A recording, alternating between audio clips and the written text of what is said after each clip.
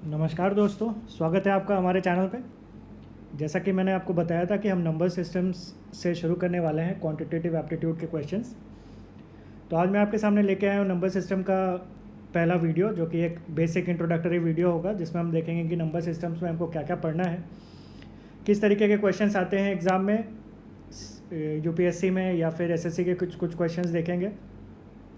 और आने वाले इन 15-20 वीडियोज़ में मैं नंबर सिस्टम ख़त्म करने की कोशिश करूँगा। बेसिक से एडवांस लेवल तक जहाँ तक एसएससी क्वेश्चन पूछ सकता है वो सारे क्वेश्चन हम डिस्कस करेंगे। तो चलिए शुरू करते हैं वीडियो को। आगे बढ़ने से पहले इस चैनल को प्लीज़ सब्सक्राइब कर लीजिए ताकि आपको वीडियो के नोटिफिकेशन मिले और आप अप टू डेट रहें कि हम क्या करने वाले हैं उसके ऊपर। तो सबसे पहले हम इंडेक्स देख लेते हैं कि नंबर सिस्टम में हमको पढ़ना क्या है। सबसे पहले तो बेसिक से हम शुरू करेंगे, जो कि है नंबर क्लासिफिकेशन ऑफ नंबर्स करेंगे। नंबर्स कितने तरीके के हैं वो देखेंगे हम। देन फिर यूनिट डिजिट पे जाएंगे। यूनिट डिजिट के कॉन्सेप्ट जो कि बहुत क्वेश्चंस पूछे जाते हैं एग्जाम में। साइक्लिसिटी, नंबर ऑफ़ ज़ीरोज़ किसी प्रोडक्ट में, किसी फैक्टोरियल में कितना होता है, वो सब आने वाले वीडियोज़ में हम देखेंगे। सीरीज़ बेस्ड क्वेश्चन, जो कि एक टाइम पे एसएससी का फेवरेट क्वेश्चन हुआ करता था, सीरीज़ बेस्ड क्वेश्चन वो देखेंगे, उसको कैसे जल्दी सॉल्व कर सकते हैं। Terminating and non terminating questions, terminating decimals का एडिशन, नॉन एडिशन, उसके सब्ट्रैक्शन, मल्टीप्लिकेशन कैसे कर सकते हैं। साइक्लिसिटी ऑफ नंबर्स, जो कि मैंने पहले ही बताया, उसके बारे में हम क्वेश्चंस डिस्कस करेंगे। फैक्टर्स निकालने की कोशिश करेंगे, फैक्टर्स कैसे निकाले जाते हैं, कितने तरीके के फैक्टर्स होते हैं, ऑड फैक्टर्स, इवन फैक्टर्स।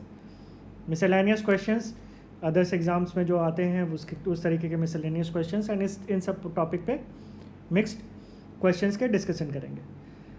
तो सबसे पहले क्लासिफिकेशन ऑफ नंबर्स के तरफ बढ़ते हैं। तो ये एक बेसिक चार्ट आपको दिख जाएगा जिसमें आप क्लासिफिकेशन ऑफ नंबर्स, जिसमें इजीली आइडेंटिफाई हो सकता है कि नंबर्स को हम ब्रॉडली 2 कैटेगरी में क्लासीफाई करते हैं। पहला हो गया हमारा इमेजिनरी नंबर्स, फिर हो गया रियल नंबर्स। रियल नंबर्स के अंदर आता है irrational numbers, rational numbers. Irrational numbers को यहीं पे रोक दिया गया है, इसके बारे में आगे डिस्कशन नहीं की गई है क्योंकि एग्जाम पॉइंट ऑफ व्यू से ये इतना इंपॉर्टेंट नहीं है। रैशनल नंबर्स अगर हम देखें तो फिर उसको फर्दर क्लासीफाई करते हैं फैक्टर्स में, फिर इंटीजर्स में, जिसको हम फिर इंटीजर्स का फर्दर क्लासिफिकेशन होता है negative integers, positive integers and whole numbers. फिर होल नंबर्स को, सारे होल नंबर्स को इंक्लूड करके नेचुरल नंबर बनता है। एंड नेचुरल नंबर्स का फर्दर क्लासिफिकेशन है into odd, even and prime numbers. तो सबसे पहले एक बार हम इवन नंबर्स, इमेजिनरी नंबर्स के बारे में देख लेते हैं, बिकॉज इस स्लाइड में हम इमेजिनरी नंबर ही डिस्कस करेंगे, क्योंकि वो देखिए आप उसका एक सेक्शन डालकर, एक ब्रांच डाल करके उसको छोड़ दिया गया है। दैट मीन्स इमेजिनरी नंबर्स यहीं पे ख़त्म हो जाता है।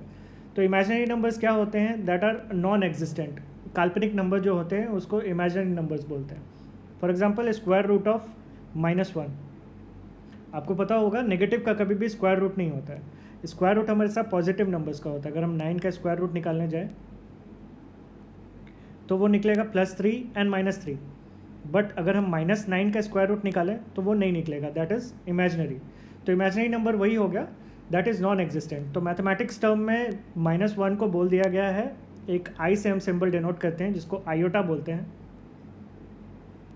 जो एक काफ़ी इनसिग्निफिकेंट स्मॉल वैल्यू को डिनोट करता है। -1 दैट इज़ आयोटा। तो इमेजिनरी नंबर्स वही नंबर्स हो गए जो एग्जिस्टेंस नहीं करते हैं, काल्पनिक नंबर्स एक तरीके से इसको बोल सकते हैं, जो रियल लाइफ में एग्जिस्ट नहीं करते हैं। फिर आगे बढ़ेंगे, रैशनल नंबर्स के बारे में डिस्कस करेंगे। रैशनल नंबर वो होता है कोई भी ऐसा नंबर जिसको हम p/q के फॉर्म में लिख सकते हैं, p/q के फॉर्म में लिख सकते हैं, वो रैशनल नंबर्स हो गया। For example 3/4, 3/4 can be written in the form of p/q where p is equal to 3 and q is equal to 4। 8/1, 8/1 भी एक रैशनल नंबर है, भले इसका डिनोमिनेटर 1 होगा बट फिर भी एक रैशनल नंबर है। ये कुछ पॉजिटिव नंबर्स हो गए। नेगेटिव नंबर की तरफ चलेंगे तो -6, -8, -3/4, ये सारे रैशनल नंबर्स के अंदर आते हैं। इसका फर्दर क्लासिफिकेशन होता है into fractions and integers. But अगर हम रैशनल नंबर बोलेंगे तो हमारे सारे नंबर्स आ गए जिसको हम p/q के फॉर्म में लिख सकते हैं। ठीक है, आई होप ये यहाँ तक आपको समझ में आया होगा। अब हम डिस्कस करते हैं इरैशनल नंबर्स के बारे में। तो इरैशनल नंबर्स क्या होता है? जिसको p/q के फॉर्म में नहीं लिखा जा सकता है। रैशनल नंबर वो हुए जिसको p/q के फॉर्म में लिखा जा सकता है। इरैशनल नंबर वो हुआ जिसको p/q के फॉर्म में नहीं लिखा जा सकता है। फॉर एग्जांपल √2, अब रूट 2 का फॉर्म वैल्यू हम क्वेश्चन को सॉल्व करने के लिए 1.41 ले लेते हैं, बट ये एक्चुअल में 1.41 नहीं होता है, इसके आगे काफ़ी नंबर्स होते हैं।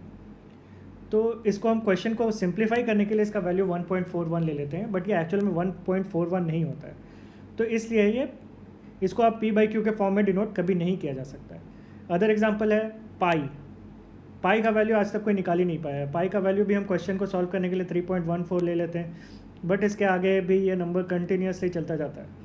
आप घर में बैठे हुए हो, अगर कुछ काम नहीं कर रहे हो तो 22/7 को आप डिवाइड करके चेक कर सकते हो, ये नंबर कंटिन्यूसली रिपीट करेगा और कोई भी एक ऐसा नंबर नहीं आएगा जिसके बाद वो वैल्यू रिपीट करने लगेंगे। फॉर एग्जांपल मैं क्या कहना चाह रहा हूँ, कुछ नंबर्स ऐसे होते हैं जिसको अगर हम डिवाइड करेंगे तो हमको पता चलेगा 3.142 एंड अगेन फिर ये साइक्लिसिटी रिपीट होना शुरू कर देता है, 3.142 3.142। इसको हम बोलते हैं टर्मिनेटिंग नंबर्स।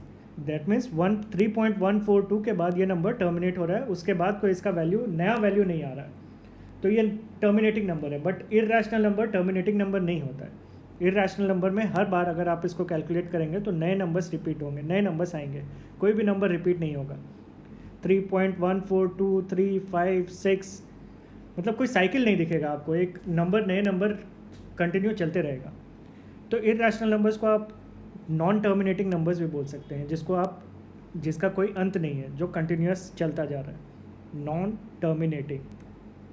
एंड वही रैशनल नंबर्स वो होते हैं जो टर्मिनेट कर जाते हैं। फॉर एग्जांपल जैसे 3/4 हो, अगर 3/4 को आप वैल्यू में लिखने जाएंगे तो वो 0.25 आएगा, 0.25 के बाद वो एंड हो जाएगा। या फिर कुछ ऐसा नंबर जैसे 1/3 है, 1/3 को अगर आप लिखना चाहेंगे तो ये 0.3333 कंटिन्यू चलते रहेगा। दैट मीन्स 0.3 के ऊपर बार है, 0.3 के बाद वो नंबर कंटिन्यू चल रहा है। तो ये हो गए रैशनल नंबर्स के बारे में। रैशनल नंबर्स को आप टर्मिनेटिंग बोल सकते हैं, रैशनल नंबर्स को टर्मिनेटिंग बोल सकते हैं, इरैशनल नंबर्स को नॉन टर्मिनेटिंग बोल सकते हैं। Rational numbers can be denoted in the form of p/q and irrational numbers can not be denoted in p/q।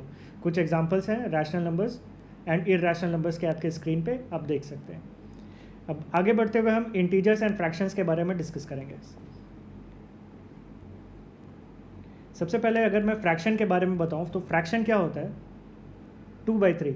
Fraction कोई भी नंबर जिसको p/q के फॉर्म में लिखा जा सकता है, न्यूमरेटर एंड डिनोमिनेटर। ऊपर वाले पार्ट को न्यूमरेटर बोला जाता है, नीचे वाले पार्ट को डिनोमिनेटर बोला जाता है। तो ये हमारा फ्रैक्शन हो गया 1/3, चाहे नेगेटिव हो या पॉजिटिव हो, ये कुछ भी हो सकता है, -1/3 -2/5। तो ये सारे हो गए हमारे फ्रैक्शंस।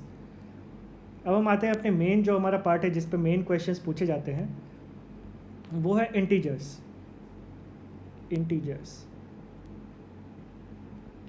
तो इंटीजर्स क्या होता है, जैसे जो नंबर हम डे टू डे लाइफ में यूज़ करते हैं, जैसे 1 2 3 ऐसे इन्फिनिट तक ये नंबर्स इन्फिनिटी तक चलता जाता है, कंटिन्यूसली चलता जाएगा। चाहे ये पॉजिटिव भी हो सकता है एंड नेगेटिव भी हो सकता है, दैट इज़ -1 -2 -3 -4। तो अगर आप नंबर लाइन पे इसको रिप्रेजेंट करना चाहें तो ये नंबर लाइन में कुछ ऐसा दिखेगा, यहाँ पे 0 1 2 3 अप टू इन्फिनिटी, -1 -2 -3 -4। तो ये पूरा हमारा हो गया इंटीजर्स। ओके, तो integers that means negative, positive and zero, ये सबको ले लेंगे तो ये इंटीजर बन जाएगा। तो इस पे इंटीजर को फर्दर क्लासिफाई किया गया है into negative integer, positive integer and whole numbers. Negative integer जहाँ से हमको पता चल रहा है कि ये 0 से जो लेफ्ट के तरफ का पार्ट है इसको हम बोलते हैं नेगेटिव इंटीजर, एंड 0 के तरफ से राइट के तरफ का पार्ट है वो हमारा हो गया पॉजिटिव इंटीजर्स। और अगर हम 0 को इंक्लूड करके पॉजिटिव इंटीजर की तरफ चलेंगे तो वो ये हमारा हो गया होल नंबर्स। तो ये काफ़ी इंपॉर्टेंट है, हमको कभी एग्जाम में कुछ ऐसे क्वेश्चन आ जाते हैं जिसमें आपको होल नंबर का कंसेप्ट पता होना चाहिए कि होल नंबर क्या है। जैसे एसएससी के एग्जाम में एक बार क्वेश्चन आया था, what is the sum of first 111 whole numbers. तो इसमें हमको पता होना चाहिए कि हमारा होल नंबर जो है वो स्टार्ट होता है 0 से एंड देन 1 2 3, तो हम जो हमारा लास्ट नंबर होगा वो 110 होगा, नॉट 11111 होगा। What is the sum of first 111 whole numbers. तो whole numbers that mean it starts from 0। तो ये हमको पता होना चाहिए कि हमारा नेचुरल नंबर क्या होता है, इंटीजर क्या होता है, पॉजिटिव इंटीजर क्या होता है, नेगेटिव इंटीजर क्या होता है एंड 0 क्या होता है। ये चार्ट है, इस चार्ट का आप स्क्रीनशॉट ले सकते हैं फॉर बेटर अंडरस्टैंडिंग, ताकि आपको कभी भी कन्फ्यूजन हो तो वापस से आप इस चार्ट को देखोगे तो आपका सारा डाउट क्लियर हो जाएगा। अब नेचुरल नंबर्स को हम फर्दर अगर क्लासीफाई करें तो उसमें हमारा आ जाता है सबसे पहले इवन नंबर। तो इवन नंबर सबको मालूम ही होगा, काफ़ी बेसिक कॉन्सेप्ट है, बचपन का कॉन्सेप्ट है। कोई भी ऐसा नंबर जो 2 से डिविजिबल होगा वो इवन नंबर होगा। एग्जांपल 2, 4, 6, 8, 12, 14, 16, 18, 21, 232। कोई भी ऐसा नंबर जिसका लास्ट का डिजिट 2 से डिविजिबल हो या फिर पूरा का पूरा नंबर 2 से डिविजिबल हो तो वो नंबर इवन नंबर्स बोला जाता है। अगला कॉन्सेप्ट है ऑड नंबर्स। जो नंबर 2 से डिविजिबल नहीं है वो ऑड नंबर होता है। For example 1, 3, 5, 7, 9। तो 2 से डिविजिबिलिटी चेक करना है, जो नंबर 2 से डिविजिबल होगा वो इवन नंबर होगा, जो नहीं होगा वो ऑड नंबर होगा। तो एक बार इस चार्ट पे वापस से आते हैं और देखते हैं हमने क्या क्या डिस्कस कर लिया है। तो हमने रैशनल नंबर्स के बारे में पढ़ लिया, हमने इरैशनल नंबर्स के बारे में पढ़ लिया, हमने फ्रैक्शंस देख लिया, इंटीजर्स देख लिया, नेगेटिव इंटीजर्स देख लिया, होल नंबर देख लिया, नेचुरल नंबर्स देख लिया, ऑड देख लिया, इवन देख लिया, ज़ीरो देख लिया। अब आते हैं अगले कॉन्सेप्ट पे जो कि है प्राइम नंबर्स का। तो ये one of most important concept है प्राइम नंबर। इसके बारे में सबको पता होना चाहिए कि प्राइम नंबर्स क्या होता है। तो प्राइम नंबर को समझने से पहले हमको 2 चीज़ें समझनी ज़रूरी है। पहला चीज़ है फैक्टर्स, दूसरा है डिवाइजर्स। तो फैक्टर्स अगर हम बोलेंगे तो फैक्टर्स को हम मल्टीपल भी बोल सकते हैं, मल्टीपल्स। फॉर एग्जांपल अगर मैं आपसे पूछूं 12 के फैक्टर्स क्या क्या हैं, तो 12 का फैक्टर हो जाएगा 24, 48, 50, 36, 60 एंड कंटिन्यूसली। मतलब 12 को मल्टीप्लाई कर किसी भी एक रियल नेचुरल नंबर से मल्टीप्लाई करके जो भी हमको वैल्यू मिलेगा वो 12 का फैक्टर्स हो जाएगा। अब 12 के डिवाइज़र अगर मैं पूछूं तो 12 के डिवाइज़र होंगे 1, 2, 3, 4 एंड 12 इटसेल्फ। दैट मीन्स 12 को हम 1 से भी डिवाइड कर सकते हैं, 2 से डिवाइड कर सकते हैं, 3 से डिवाइड कर सकते हैं, 4 से डिवाइड कर सकते हैं, 6 से भी डिवाइड कर सकते हैं, एंड 12 से डिवाइड कर सकते हैं। तो ये हो गया 12 का डिवाइजर्स। अब इसको निकालने के लिए क्या है, आप बचपन में हमने सीखा है कि इसको 12 को जैसे अगर डिवाइज़र निकालना है तो 12 को हम 2 से हम डिवाइड कर देंगे तो यहाँ पे 6 मिलेगा, 3 मिलेगा, एंड देन यहाँ से हम निकाल सकते हैं। एक हमारा हो जाएगा 2, दूसरा हो जाएगा 2 × 2 4, तीसरा हो जाएगा 2 × 2 = 4, 3 × 12। इसको मल्टीप्लाई करके आप सारे फैक्टर्स डिवाइजर्स निकाल सकते हैं। तो पहला कॉन्सेप्ट हो गया फैक्टर्स का, अगला कॉन्सेप्ट हो गया डिवाइजर्स का। अब हमको जो मेन देखना है वो देखना है कि प्राइम नंबर क्या होता है। तो प्राइम नंबर वो नंबर होता है that is divisible bye 1 and itself, जो सिर्फ 1 और खुद से डिवाइड हो, इसके अलावा इसका कोई डिवाइज़र नहीं होगा। फॉर एग्जांपल अगर मैं नंबर ले लेता हूँ 20, तो 20 को हम किससे डिवाइड कर सकते हैं? 1 से कर सकते हैं, 2 से कर सकते हैं, 4 से कर सकते हैं, 5 से कर सकते हैं, 10 से कर सकते हैं एंड 20 से कर सकते हैं। तो यहाँ आपको दिख रहा है कि 1 एंड 20 के अलावा भी इसके काफ़ी सारे डिवाइजर्स हैं, 2, 4, 5, 7। तो 20 हमारा प्राइम नंबर नहीं है।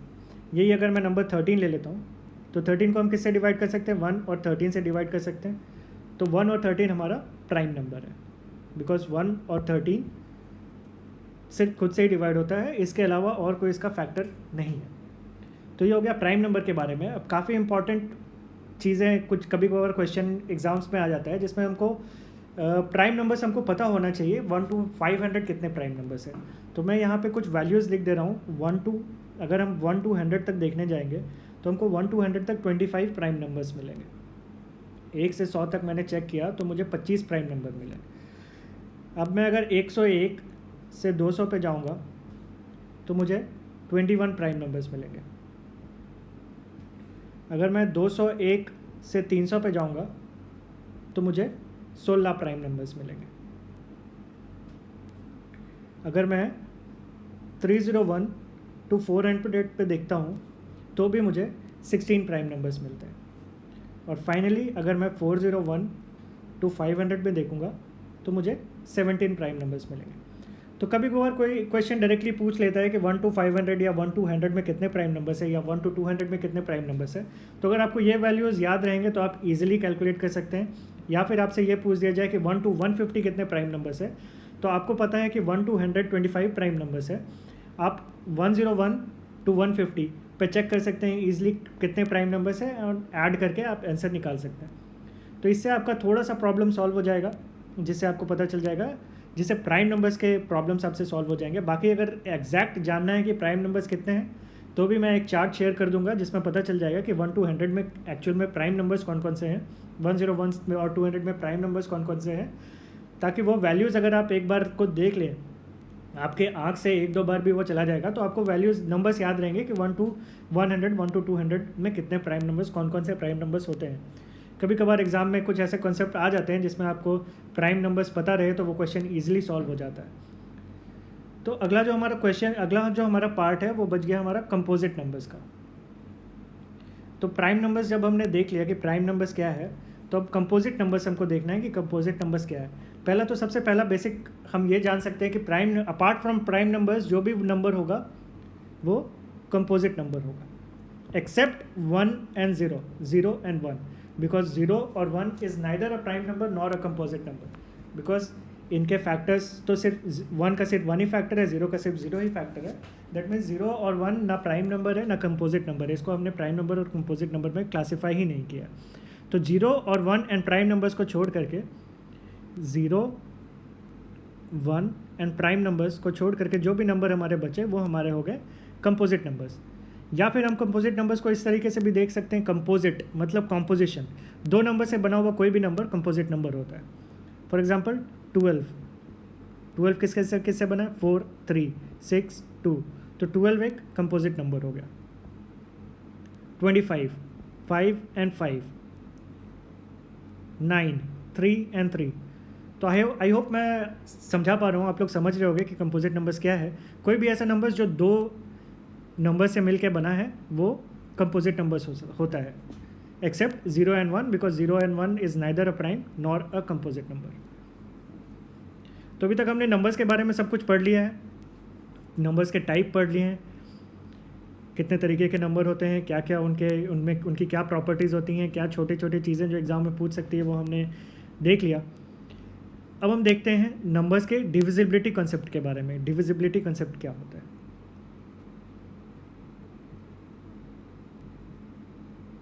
डिविजिबिलिटी कंसेप्ट, तो इसमें मैं शुरू करता हूँ। सबसे पहले 2 से 2 के बारे में तो हमको पता ही होगा कि कोई भी नंबर जो 2 से डिविजिबल तभी होगा अगर वो नंबर इवन हो। इवन नंबर हो या तो इवन नंबर हो तो वो नंबर 2 से डिविजिबल होगा। सेकंड आते हैं हम 3 से डिविजिबिलिटी चेक करने के लिए। 3 से डिविजिबिलिटी चेक करने के लिए क्या होगा? 3 से डिविजिबिलिटी चेक करने के लिए आपको देखना होगा कि सम ऑफ द नंबर्स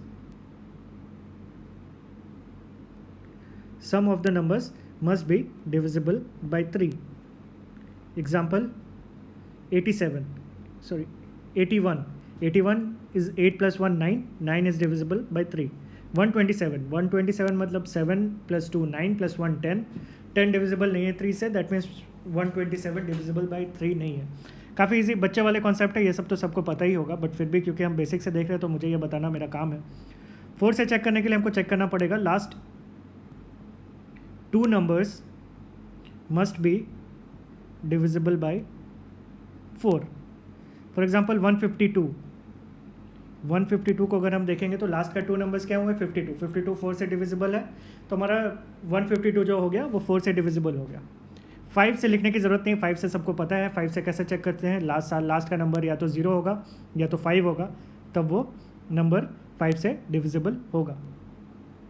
अगला जो हमारा है डिविजिबिलिटी बाय 6 से डिविजिबिलिटी चेक करने के लिए हमको क्या चेक करना पड़ेगा? नंबर 2 and 3 दोनों से डिविजिबल होना चाहिए, 2 और 3 दोनों से डिविजिबल होना चाहिए। फॉर एग्जांपल 36 को अगर हम देखने जाएंगे तो 36 इज़ एन इवन नंबर और 36 में 6 + 3 9 होता है। दैट मीन्स 6 + 3 9 और 2 दोनों कंडीशन सेटिस्फाई कर रहे हैं। 2 से भी डिविजिबल है, 3 से भी डिविजिबल है। दैट मीन्स 36 हमारा 6 से डिविजिबल है। आगे जो आता है डिविजिबिलिटी बाय 7।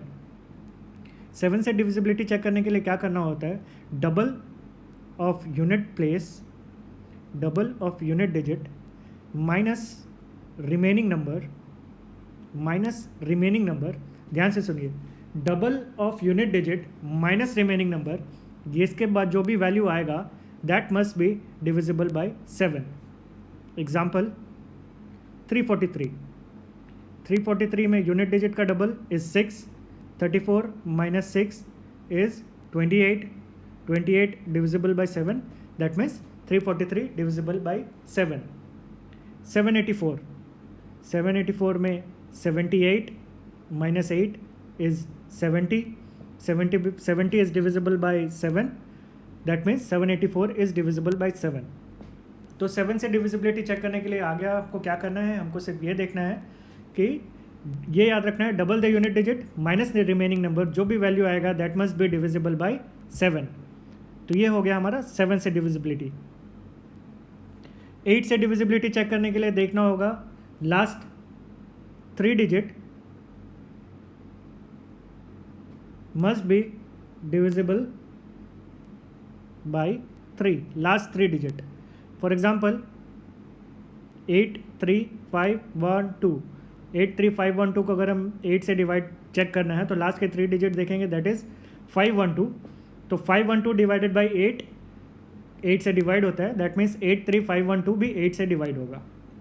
ओके अब आगे बढ़ने से पहले अगर आपको इसका स्क्रीनशॉट लेना है तो आप ले लीजिए, बिकॉज स्पेस क्रंच है तो मुझे ये थोड़ा डिलीट करना पड़ेगा। ओके तो अब हम चेक करते हैं 9 का डिविजिबिलिटी टेस्ट। तो 9 का डिविजिबिलिटी टेस्ट के लिए क्या है, 9 के डिविजिबिलिटी में sum of the digit must be divisible by 9, sum of the digit must be divisible by 9। Example 81, 81 is 8 + 1 9, that is divisible by 9। और कोई नंबर ले लीजिए 70, 70 7 + 0 is not divisible, 7 + 0 is 7, that is not divisible by 9, तो 70 divisible by 9 नहीं है। 243, 4 3 7 और 2 9, 9 divided, that means 243 का सम of the digit 9 आ रहा है, दैट मीन्स वो 9 से डिविजिबल होगा। 10 का तो सबको मालूम ही होगा, 10 में लास्ट में 0 होना चाहिए, तब वो नंबर डिविजिबल होगा 10 से। अगला नंबर हम चेक करेंगे 11 का। 11 का थोड़ा इंपॉर्टेंट है, 11 का ध्यान रखिएगा। 11 में क्या है, sum of alternate digit, sum of alternate digit when subtracted must be 0, 11 और multiple of 11। Sum of alternate digit when subtracted must be 0, 11 और मल्टीपल ऑफ 11। तो ध्यान दीजिएगा, इस कॉन्सेप्ट पे एसएससी में लास्ट ईयर काफ़ी सारे क्वेश्चंस पूछे गए थे। तो 1 0 6 4 8 को अगर हम चेक करें तो 1 + 6 is 7, 7 + 8 is 15, 15 - 4 is 11, that means ये मल्टीपल ऑफ 11 आ रहा है, दैट मीन्स 1 0 6 4 8 अगर आप देखेंगे तो वो 11 से डिविजिबल है। तो 11 का डिविजिबिलिटी आपने देख लिया। 11 अब आगे जा कर के हम क्वेश्चंस भी सॉल्व करेंगे, उसमें देखेंगे आप कि कैसे डिविजिबिलिटी के कॉन्सेप्ट पे काफ़ी अच्छे अच्छे questions SSC pre and mains में भी आए हैं। अगला जो हमारे पास है वो 13 का है, बिकॉज 12 को चेक करने के लिए हमको क्या चेक करना पड़ेगा, 4 और 3 का मल्टीपल। 12 इज़ 4 × 3, तो अगर कोई नंबर 4 से डिवाइड और 3 से डिवाइड हो रहा है दैट मीन्स वो 12 से डिवाइड होगा। तो लास्ट जो नंबर हमारा है 13, यही एक इंपॉर्टेंट नंबर है। इसके बाद तो सारे कंपोजिट नंबर्स हैं मोस्टली, और बाकी ऐसे डिविजिबिलिटी करने जाएंगे तो वो कभी डिविजिबिलिटी ख़त्म ही नहीं होगा। बट ये 13 एक लास्ट इंपॉर्टेंट नंबर है, तो 13 हम चेक कर लेते हैं। तो 13 में क्या है, वंस प्लेस में जो नंबर है उसको आप 4 से मल्टीप्लाई कीजिए and rest of the number से ऐड कर दीजिए। जो बचे हुए नंबर से ऐड करेंगे तो वो नंबर आइदर 0 होना चाहिए या 13 होना चाहिए, या 0 होना चाहिए या 13 होना चाहिए।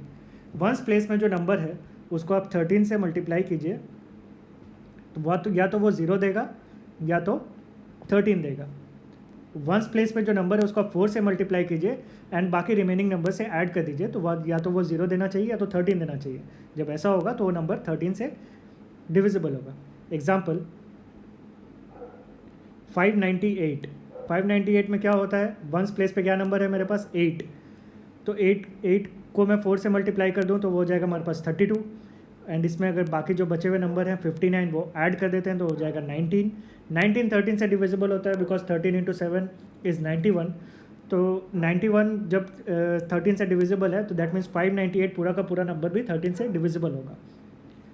तो ये हमारा डिविजिबिलिटी का कॉन्सेप्ट था।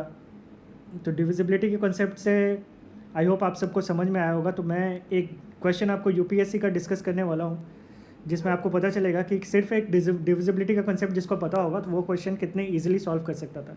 तो यूपीएससी आई थिंक 2020 में क्वेश्चन आया था, how many prime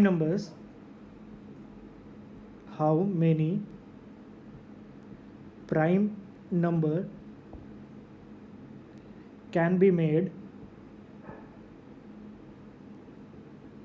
using 1 2 3 4 5। How many prime numbers can be made using 1 2 3 4 5? तो इसका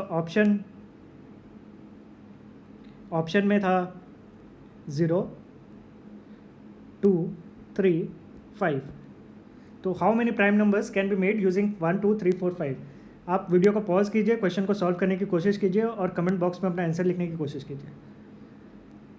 तो आई होप आपने सॉल्व किया होगा और आंसर लिखा होगा। अब आप मैच कर सकते हैं कि आपका आंसर सही है या नहीं सही है। अब ये क्वेश्चन को अगर आप देखेंगे तो ये क्वेश्चन कितना आसान था, कितने ईजी सॉल्व हो जा सकता है।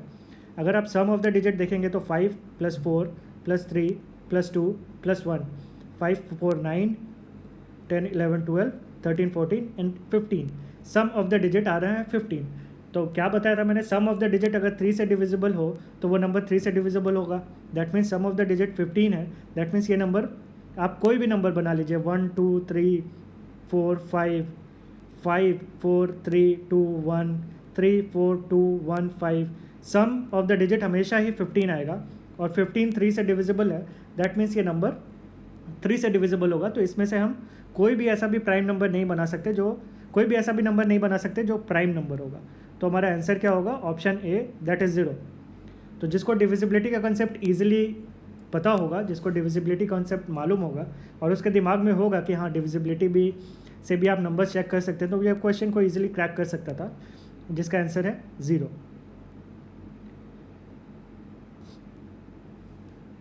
तो अब हम कुछ क्वेश्चंस डिस्कस करेंगे जो टॉपिक्स हमने डिस्कस किया वो टॉपिक्स पे कुछ क्वेश्चन डिस्कस करेंगे। पहला क्वेश्चन है, if the number 481M673 is divisible by 9 then the smallest value of 9। तो इस टाइप का क्वेश्चन हमने एसएससी प्री एसएससी मेंस में देखा है। अब क्वेश्चन क्या है, 481M673 इज़ डिविजिबल बाय 9। तो m का हमको स्मॉलेस्ट वैल्यू बताना है, स्मॉलेस्ट वैल्यू। तो 9 का डिविजिबिलिटी क्या था, sum of the numbers must be divisible by 9। तो अगर हम यहाँ पे sum of the numbers check करेंगे तो सम ऑफ द नंबर्स क्या आ गया, 8 4 12 + 1 13 13 + 7 is 20 20 + 3 23 23 + 6 is 29 29 + m। तो m ये होना चाहिए 9 से डिविजिबल। तो ये नियरेस्ट नंबर क्या होता है, 36 कर सकते हैं, 9 × 4 36 होता है। तो 36 है तो m का स्मॉलेस्ट वैल्यू क्या हो जाएगा, 36 - 29 which is equal to 7। Because 9 3 × 27 और हमको 29 से कुछ ऐड करना है, 29 में कुछ ऐड करना है। तो 29 में कुछ पॉजिटिव नंबर ऐड करके 27 तो नहीं बना सकते।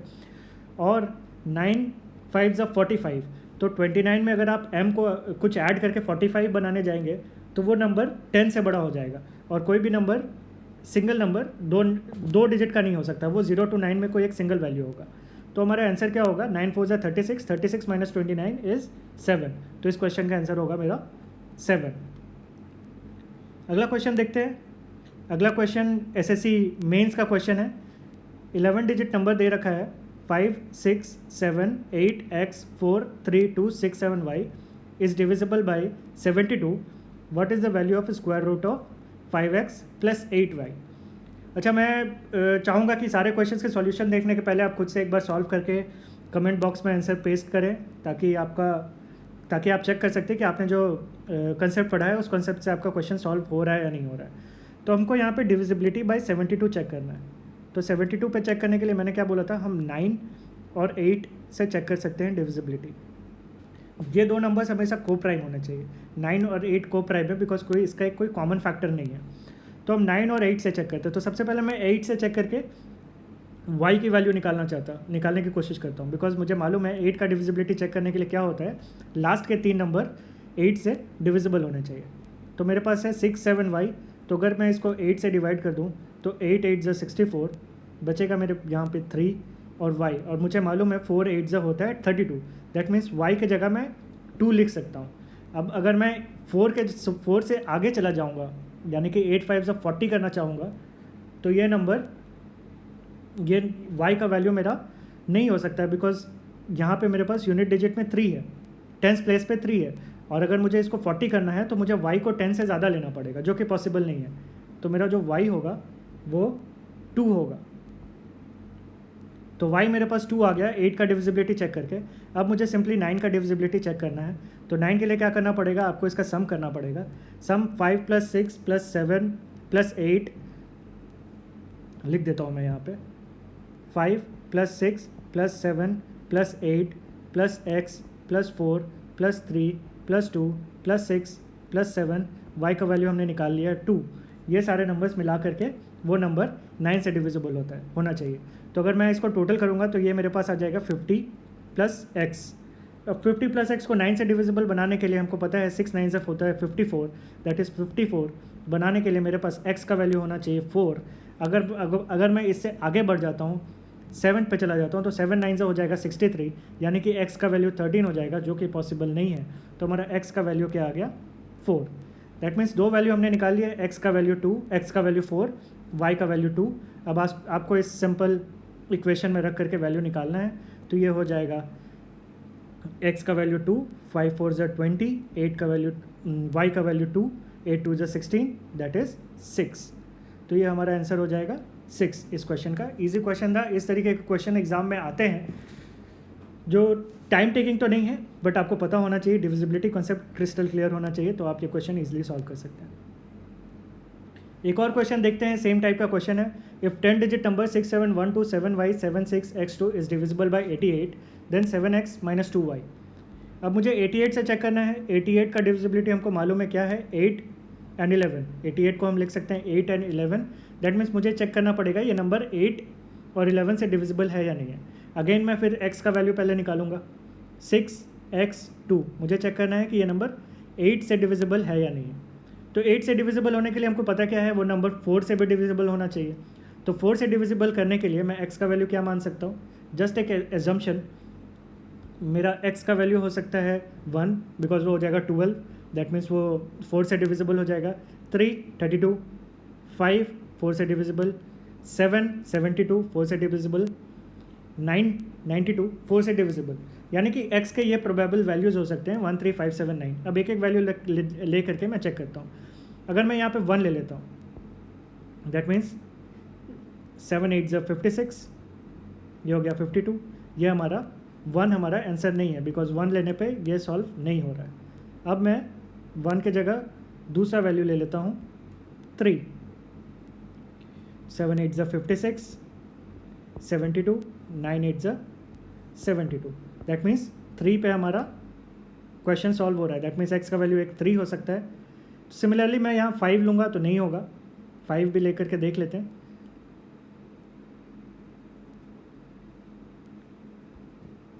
6 5 6 5 2, 8 8 64, 1 2 12, 8 1 8, रिमाइंडर बच जाएगा मेरे पास 4। तो 5 से भी नहीं हो रहा है। अगेन 7 से चेक कर लेते हैं। 6 7 2, 8 8 64, 32, 4 8 32, 7 से हो रहा है। तो ये हमारा 1 5 और 9 से नहीं हो रहा है, ओनली 3 और 7 से हो रहा है। आप देख सकते होंगे कि नंबर का साइक्लिसिटी है 1 से 2, 2 से 1 + 2 = 3, 3 + 2 = 5, 5 + 2 = 7, 7 + 2 = 9।